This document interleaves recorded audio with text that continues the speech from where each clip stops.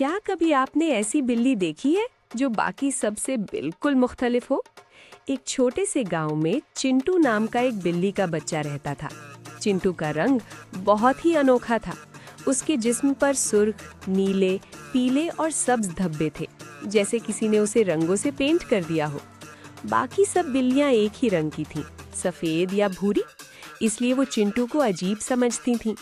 जब भी चिंटू इनके साथ खेलने जाता, वो हंस देती और कहती, तुम हम जैसे नहीं हो। चिंटू को ये बात बहुत दुख देती थी और वो अक्सर अकेला बैठकर सोचता कि काश वो भी सब जैसा होता। एक दिन अचानक जोरदार बारिश शुरू हो गई।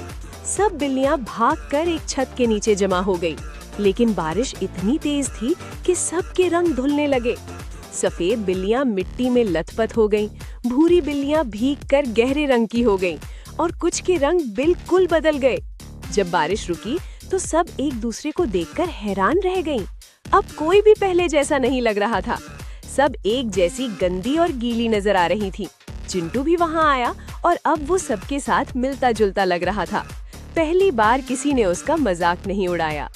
तब एक समझदार बिल्ली ने कहा, देखो, आज हम सब एक जैसे लग रहे हैं, लेकिन क्या हम वाकई बदल गए हैं?